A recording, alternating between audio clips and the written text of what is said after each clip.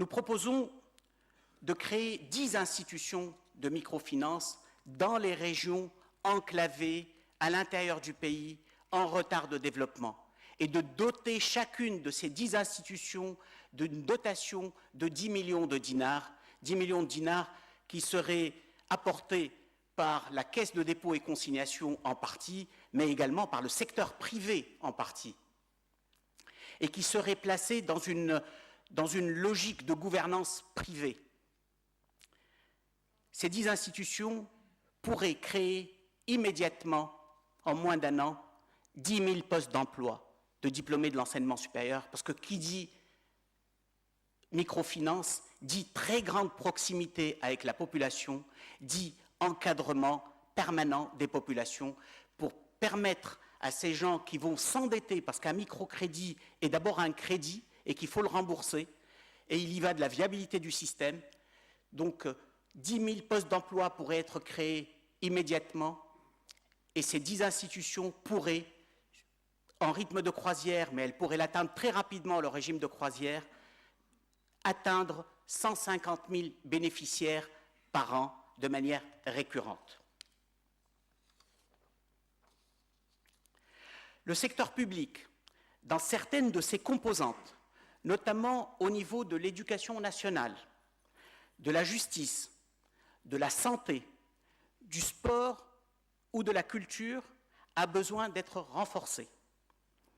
La réintroduction du sport, des arts et de la musique dans les programmes d'éducation de base et du secondaire. Le sport a quasiment disparu. La musique a disparu depuis longtemps. Les arts, c'est pareil. La réintroduction de ces matières dans l'enseignement, dans le cursus scolaire, de l'enseignement de base et secondaire, pourrait donner la place à des recrutements importants de jeunes qui sont formés dans ces matières et qui n'ont pas de débouchés aujourd'hui.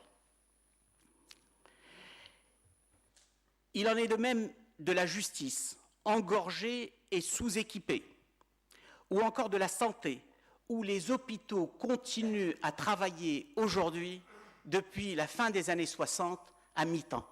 À partir de 14 heures, on ne peut plus aller consulter dans un hôpital. C'est quand même étonnant dans un pays qui a des besoins de santé, qui a des infrastructures sous-utilisées, qui a des cadres paramédicaux, des médecins qui sont au chômage, et qu'on ne pense pas, par un changement de gouvernance de nos hôpitaux, faire rencontrer l'offre et la demande. Des programmes de reconversion et de mise à niveau des diplômés chômeurs de l'enseignement supérieur de longue date sont à mettre en place. Ils pourront, moyennant des compléments de formation souvent mineurs, donner à ces jeunes les attributs d'une plus grande employabilité. Là aussi, le secteur privé et associatif devront être mobilisés pour une plus grande effectivité de la mesure. La véritable sortie de la crise se fera toutefois sur le moyen terme, par la mise en œuvre des différentes réformes que nous déclinons tout au long de notre projet. Elle passera par la libération des énergies. Tout devra être libre dans l'investissement. L'autorisation devra devenir l'exception et non la règle. La lutte contre les situations de rente et de privilèges.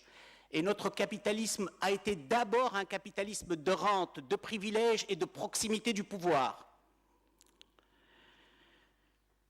La mobilisation de la société civile à travers l'économie sociale et solidaire, la réforme du code d'incitation aux investissements, la réforme de la fiscalité pour la rapprocher du citoyen, pour réconcilier le Tunisien avec sa fiscalité, ou la restructuration du secteur bancaire.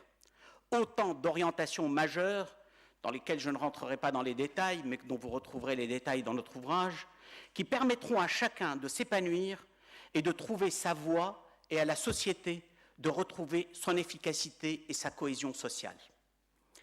La sortie de la crise passera également par la mise en œuvre d'un programme de coopération volontariste avec la Libye. Rien n'est gagné a priori avec la Libye, mais on pourrait.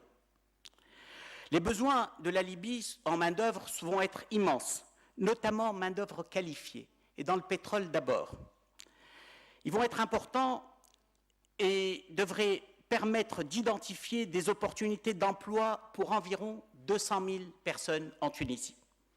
Mais cela ne sera pas possible, il ne sera possible que par la perpétuation de l'admirable solidarité entre les deux peuples dont nous avons fait preuve pendant toute la durée de la crise libyenne. Ça sera possible également par la mobilisation des acteurs économiques publics et privés tunisiens et la mise en œuvre d'un programme de reconversion rapide pour faire rencontrer l'offre tunisienne et la demande libyenne en termes de compétences et de qualifications. Enfin, la restauration de la sécurité des personnes et des transactions, l'amélioration du climat des affaires, l'apaisement des relations sociales, mais aussi l'instauration d'une plus grande solidarité et responsabilité dans l'entreprise et la revalorisation des filières professionnelles permettront au secteur privé d'apporter sa pierre à l'édifice